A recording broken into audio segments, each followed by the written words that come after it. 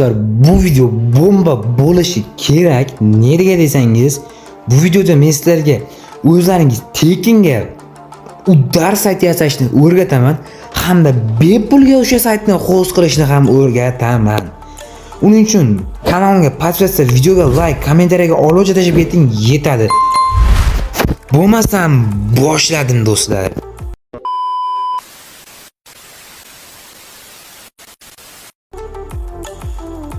Birinchi bo'lib telefoningizga Replit AI ilovasini yuklab olishingiz kerak bo'ladi. Uning uchun Play Marketga kirib yoki App Store'ga kirib Replit AI deb yozasizlar.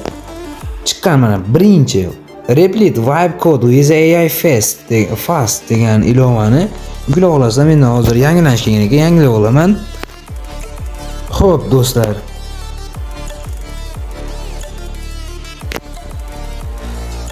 bu ishlar bo'lganidan so'ng esa do'stlar, birinchi bo'lib qiladigan ishimiz saytingizni ideyasini o'ylab olasizlar. Men o'ylab o'tirmayman, negaki matematikadan test qiladigan sayt yasab ko'raman hozir. Mana shu osonroq bo'ladi-da, tez bitadi. Uning uchun xohlasangiz ChatGPT, xohlasangiz Gemini'ni ochasiz. Menga ChatGPT qulayroq hozir. ChatGPTga kirasizlarda ideyangizni yozasiz. ChatGPTga kirib olganimizdan so'ng birinchi bo'lib qiladigan ishimiz yozamiz. Salom chat, yoza olasizlar.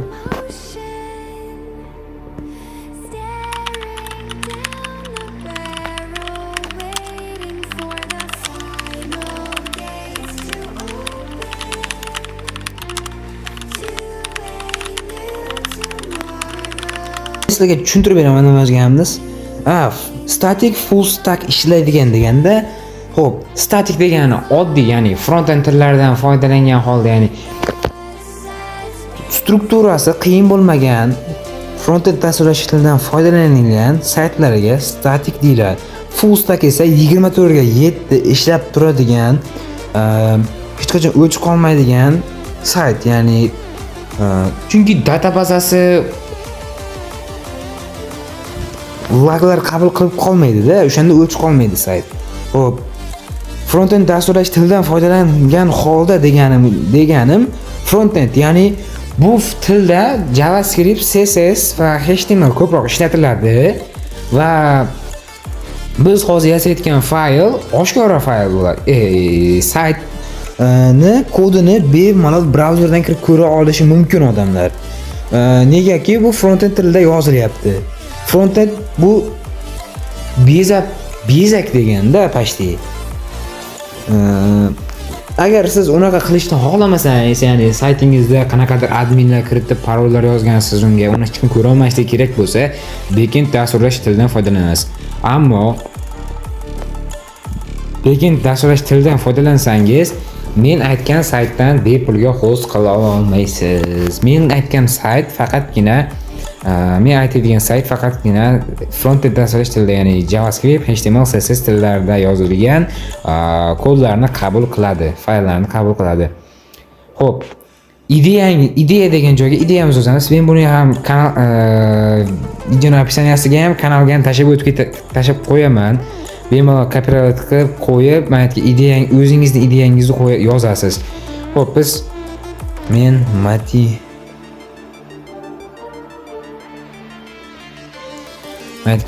matematikadan test qiladigan sayt.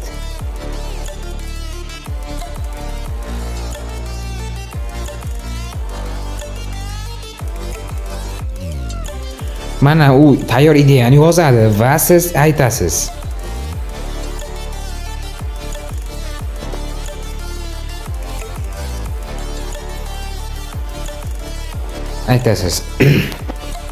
Buni Replit AI tushunishi uchun prompt shaklida yozib ber.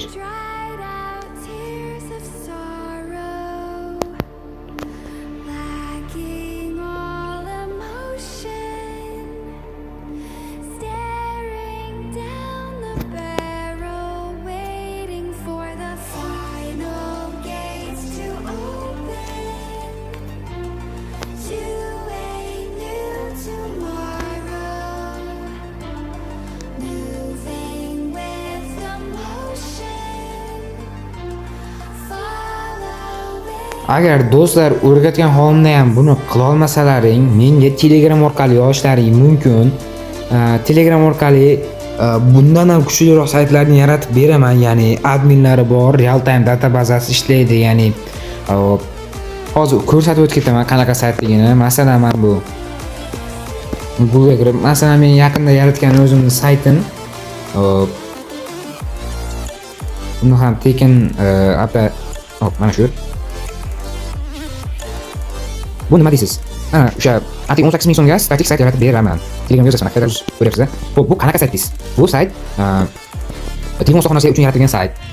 Masalan, men Jizzax viloyatida turaman, bagan soxnasi bor, o'shaning uchun sayt yaratib ko'rganman. Xo'p, sayt qanday ishlaydi? Bu yerda tovarlar turadi, tovarlar qo'shilmagan uchun men bu filtr, ya'ni kataloglar.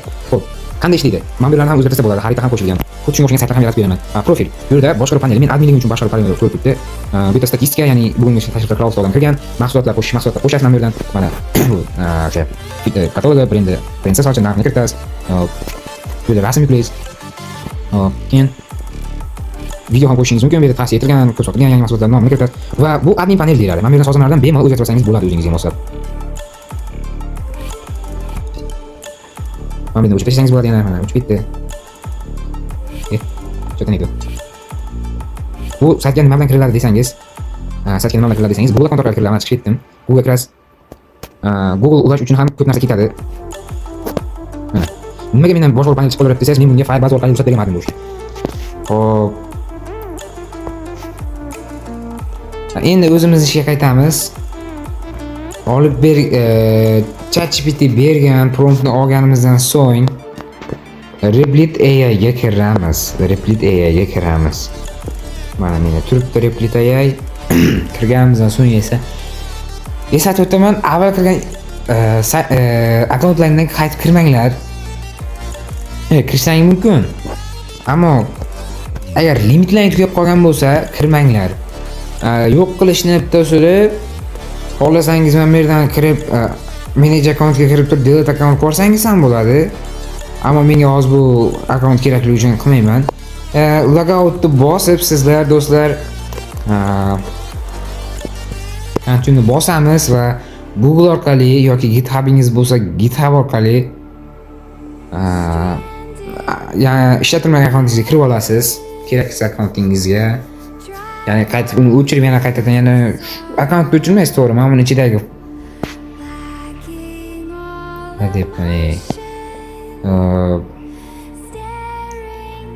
bu yerda men qilayotgan narsalar bor ekan. Xo'p.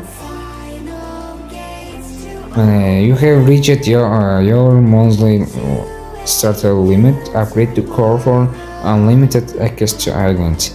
Biz esa bunaqa o'tirmaymiz. Bu yerdan manage accountni bosamizda, delete accountni bosib, mana bu yerga o'zingizning accountingizning nomini yozasiz. Masalan, Delta Gamer 2010. O'chirdik. Qaytadan kiramiz endi yana shu akkauntga.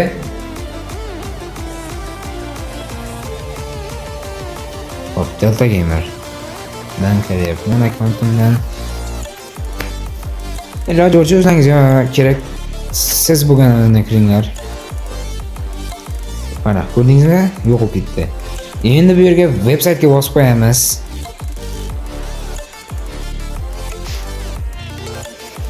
Kerak emas bu narsa hozircha bizga. Va kopiya qilgan narsangizni qo'yasiz.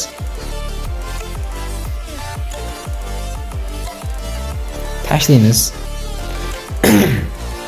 Bu ilova juda ham yaxshi ilova. Limit tugaguncha zo'r ishlaydi. Limit tugagandan keyin ishlamay qoladi. Limit tugagandan keyin yana bir kundan keyin, bir kunda emas o'sha. Masalan, hozir ishlayapsiz, ertangi kunga 12 soat 12:00 ochiladi. Keyin u ham tugagandan keyin yana 1 oylik limit berib yuboradi. Ya'ni 1 oyda 1 oy ishlata olmay qolasiz. Oh no.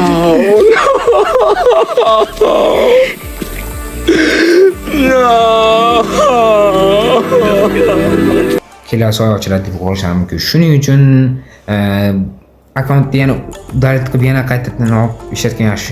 Iloji boricha o'sha 2 marta beriladigan limitida saytni tugatib olishga harakat qilish kerak. Mana bu ilovani ko'pchilik dasturchilar yashiradi. Negaki bu app juda ham zo'r app. Agar buni oddiy foydalanuvchilar bilib qolsa,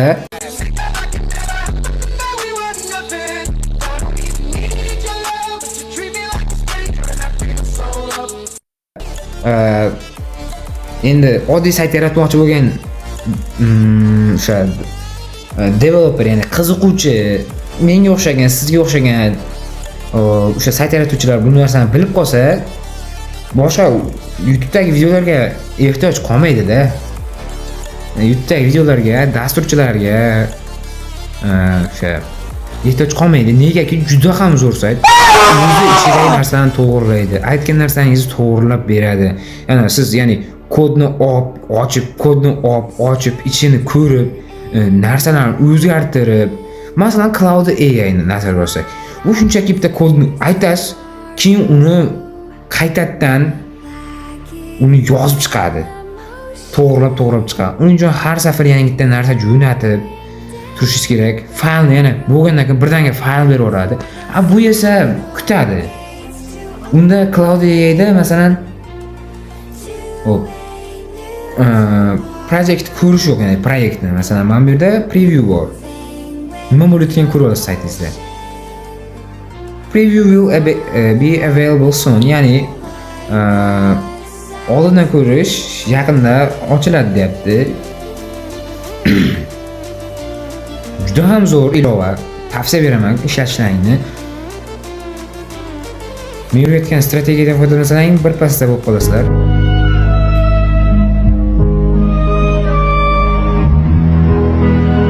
Mana bu tuzyapti. Endi o'ziga narsa yaratyapti. Hattoki bu ilova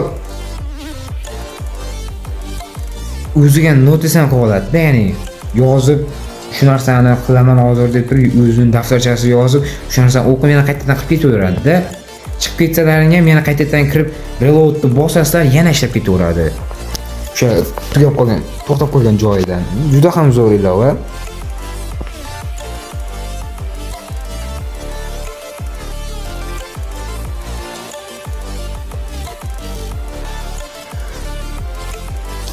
Keyingi videolarda do'stlar, qanday qilib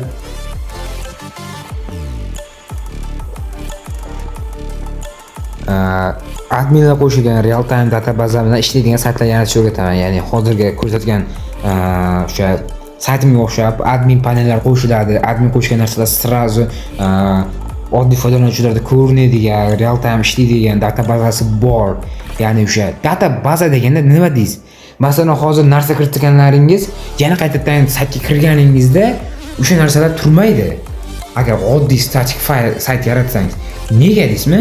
Nega desangiz, unda databaza ulanmagan bo'ladi. Unda Firestorm yoki boshqa saytdan foydalansa, o'shalar ulanmagan bo'ladi. Men sizlarga esa hozircha eng oson va tekin yo'llarni o'rgatyapman. AIdan foydalansak ham eng oson yo'llarni o'rgatyapman. Hozir men sizlarga pulli yo'llarni o'rgatib, ham qiyin yo'llarni o'rgatib, lekin uddar saytlar yasashni o'rgatishim ham mumkin. Lekin u narsalar hozircha bizga kerak emas. O'rgatinglar desaklar, o'rgataman ham. Faqat iloji boricha kanalga podpisatsiya bosib, videoga like bosib, kommentariylar yozib ketaveringlar.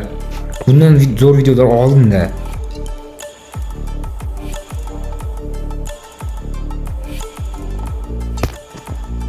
Mana bo'yi aytganimdek saytni bir pasda yaratib berdi.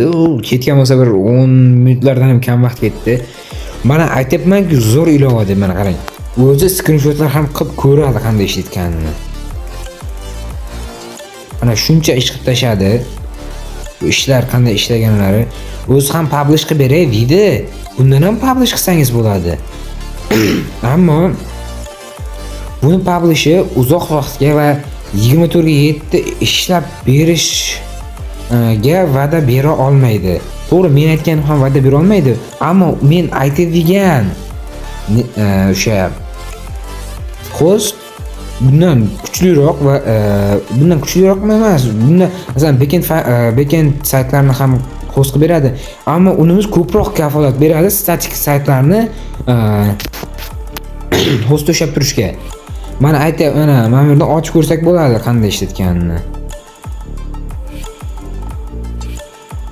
Hop. Ochyapti. Mana. Mas IQ o'yiniga ulanish uchun profil yarating. Profil yaratamiz ekan. Ismimiz Ulug'bek. Xo'p, o'zingizga nima logotif tanish kerak ekan. Biza bandan odamchan tanlab qo'ydik. Salom. Nega ketdingiz ismini? Ko'ryapsizmi, lekin yorib dizayn yorib aytyapman-ku zo'r deb. Vashi dizayn uddar qilib tashlabdi-yu, ko'ryapsizmi? Vashi yo'q. Oddiy saytlar bo'lsa professional saytlar qanday bo'lsa shunday qilib qo'yganda. Qopdir. Hop. Endi men bu yerda menimcha Sardor Alyapti ustoz. Aldaysan Sardor. Nimaga birovlar? Kimniki? Shokolad olib kelma. Xaridorga ko'p shokolad narsalar olib kelma. Ustoz shokolad enlik deydi.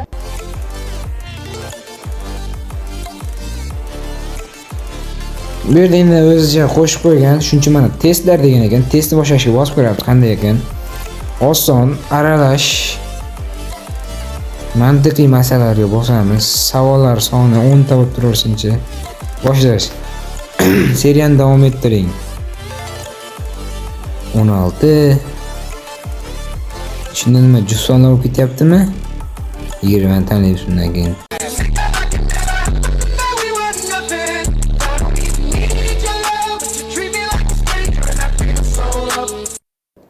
Üç kishi 3 soatda 3 ta ish bajarsa, 6 kishi 6 soatda nechta ish bajaradi?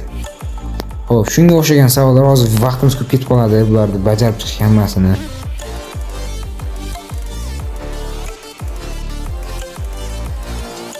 Xo'p, ko'ryapsiz, testlar mana bu yerda ishlab turaveradi. Juda ham zo'r qilib yaratgan saytni mana rasmchalar qo'shib, mantiqiy masalalar qilib mana.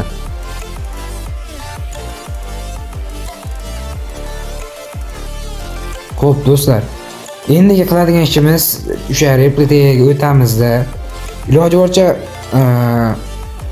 oddiyroq saytlar yaratishga harakat qilib ko'ringlar boshida. Nega shunaqa saytlar yaratib keyin kelishib ketgandan keyin уже o'zingizga ham o'rganib qolasizlar yaxshiroqlarini yarashashga.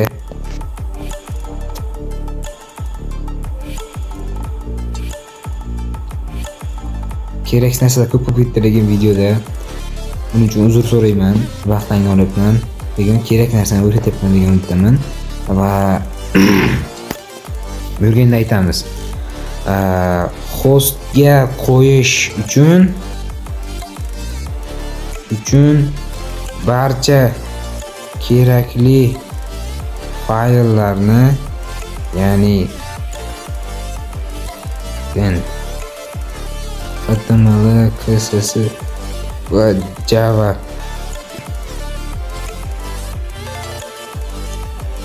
fayllarni bitta zip fayl qilib menga berdisiz.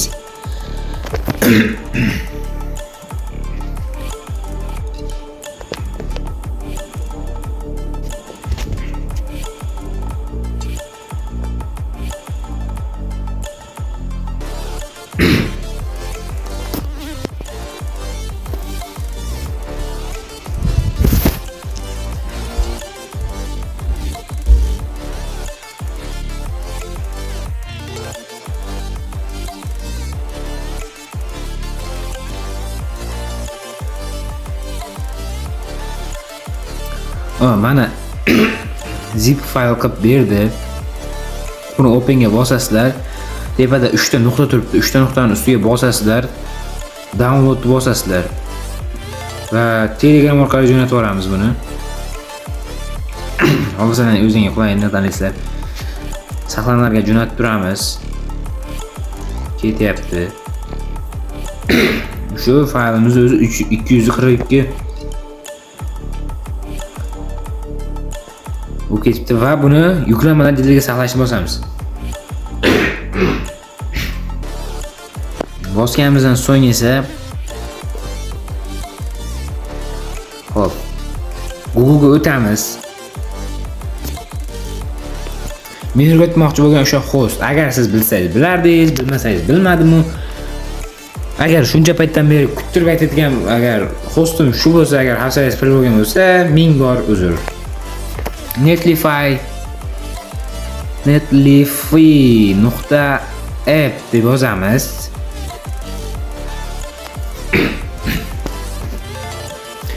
Ochadi.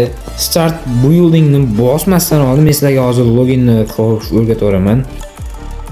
Xo'p, bu yerda akkauntingizni kiritib olasiz. Men akkauntga birdan kirib ketyapti.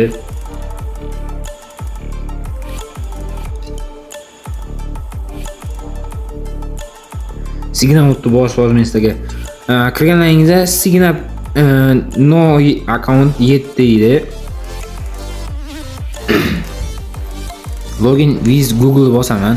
Akkaunt kiritib olgandan keyin login with Google bosasizlar. Kerakli akkauntingizni tanlaysizlar.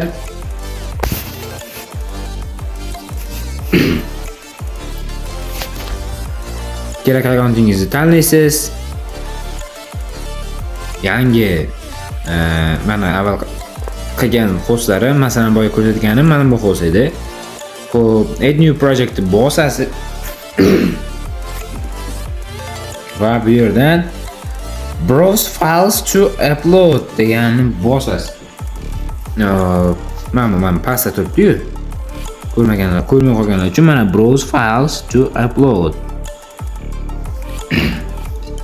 Va bu yerdan tanlaysiz. Qaysi biri kerak bizga? Qaysi edi o'zi? Mana matematika test hosting zip fayl. O'zi ajratib oladi fayllarni ichidan. Kerak joyini qo'yib saytimda upload qilmay turasizlar. Xo'p, mana endi naytay nomini o'zgartirish uchun linkini biz quick setupga bosamiz va bu yerdan nomini aylanamiz. Matematikadan test.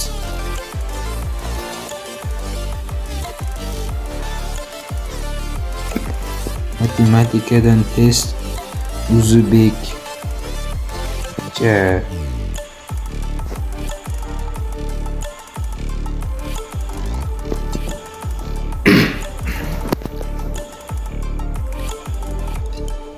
Xo'p, bu yerdan o'zingga kerak domen qo'yib olishni ham mumkin, ya'ni oxiridagi netlify appni olib tashlab, komni o'zini qoldirasizlar.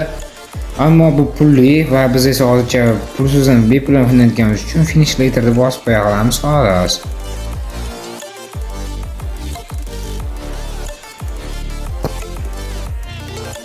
Bu yerda matematika o'zbekcha degan joyini ustiga bosib turamiz. Havola manzilini nusxalashni bosamiz. Va biz buni o'chiramizda boyagi linkni kiritamiz. Kirib ko'ramiz. Mana ochildi.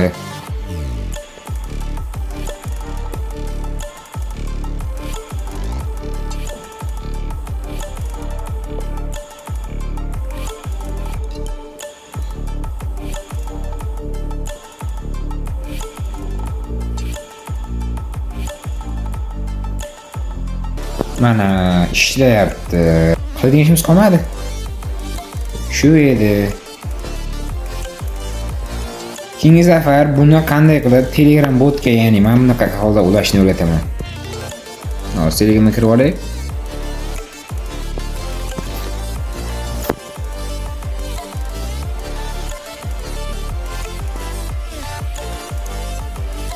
Mana bu yerda mana bunaqa ko'k tugma qilishni o'rgataman. Bosganingizda kirib ketadi-ku menyuga. Bu yerdan bemalol mana qaranglar, kirganimizda bizni Telegram orqali kirganimiz uchun mana bu yerdan o'zi aniq bo'lyapti. ismimiz va usernamemiz. Bu yerdan testni boshlashdan oldin test etishingiz uchun qarang. Hamma narsani esda qoladi buni. Chunki databaza ulaganmiz. Va menda YouTube kanal admin panelni ochsak, username va admin deydi. Buni kiritamiz mana. Admin.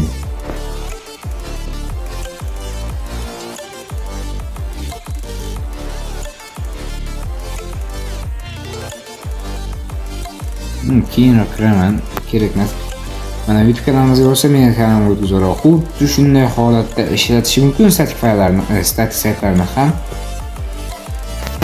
Ammo baribir databaza ulash kerak bo'ladi va uni qilish qiyinroq bo'ladi.